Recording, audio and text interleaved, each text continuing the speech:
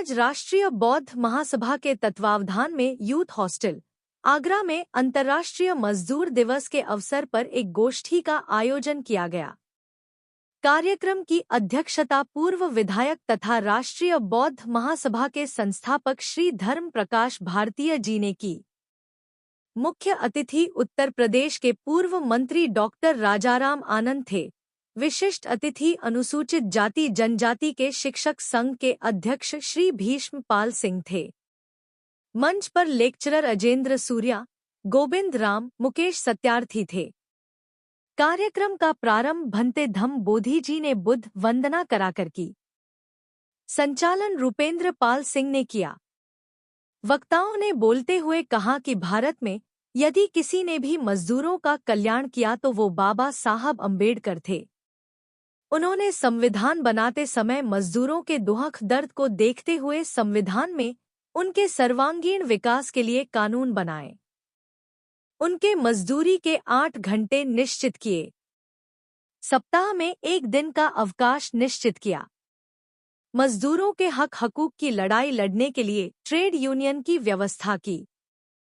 महिला कर्मचारियों के लिए 6 माह का प्रसूति अवकाश की विशेष व्यवस्था की। पूर्व विधायक श्री धर्म प्रकाश भारतीय ने कहा कि यदि बाबा साहब अम्बेडकर ने होते तो भारत में हर जाति वर्ग के मजदूरों की स्थिति बड़ी दयनीय होती। कार्यक्रम का समापन श्री गोविंद राम ने किया।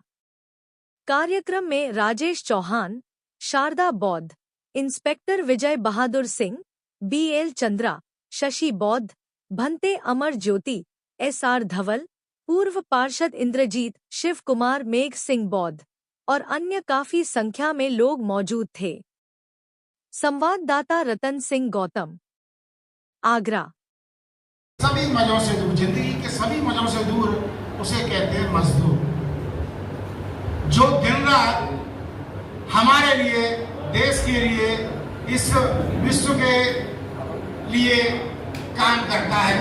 दिन रात अपने परिवार को छोड़ करके, अपनी जान जोखिम में लेकर के देश की प्रगति के लिए, इस विश्व की प्रगति के लिए, इस मानवता की प्रगति के लिए लगा हुआ है। आज हम जो चैन की सांस हम ले रहे हैं यहाँ पर, उसमें जो देन है वो हमारे मजदूर।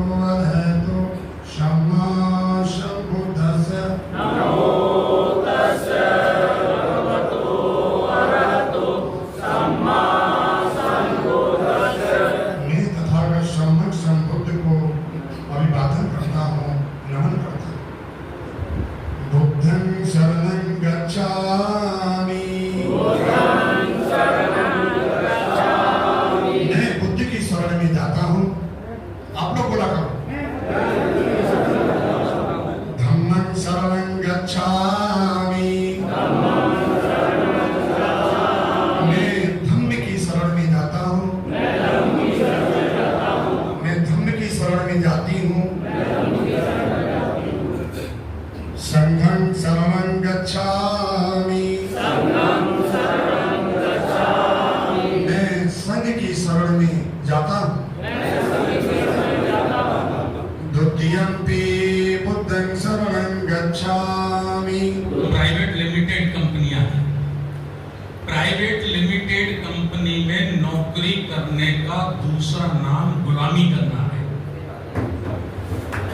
प्राइवेट आपस में बहुत घनिष्ठ प्रस्तावित या ये कहा जाए कि श्रवण संस्कृति ही श्रमिकों की संस्कृति है। श्रम और श्रम एक ही बात है।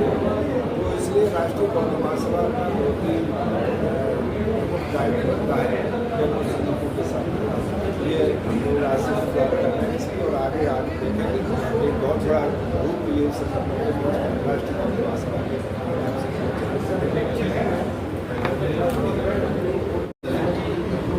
सबसे बड़ी बात यह है कि जिनके लिए हम ये कार्यक्रम कर रहे हैं उन्हीं को ज्ञात नहीं है कार्यक्रम किसके लिए। वास्तव में राष्ट्रीय बौद्ध महासभा ने एक अच्छी पहल की है जिसको पूरे भारत में कोई नहीं मनाता है मजदूर दिवस, उसकी शुरुआत और पहल की है, जिसके लिए राष्ट्रीय बौद्ध महासभा धन्यवाद साहब। लेकिन वास्तव में जो मजदूर हैं जिनके लिए हम यहाँ पर आज इकट्ठे हुए एक चर्चा कर रहे हैं, उनको लेकर के उनको जागरूक करने की आवश्यकता है। बाबा साहब ने जो पहला मंत्र दिया शिक्षित बनो, अगर वो पहले एजुकेटेड हो जाते हैं तो अपने अधिकार के लिए सचेत हो जाते हैं। तो पहले तो उनको एजुकेटेड करने की आवश्यकता है। जब व्यक्ति एजुकेटेड हो जाता है तो अपने अधिकारों को जानना पहचानना समझ सकता है, फिर उसके लिए मांग भी करता है। तो बाबा साहब ने इसीलिए 3 मूल मंत्र दिए, शिक्षित बनो, संगठित रहो, संघर्ष करो। आज सही रूप में उसका पालन नहीं हो रहा है। अगर उसका सही रूप में पालन होने लगे तो सारी समस्याएं देश की समाप्त हो जाता है। मुसलमानों को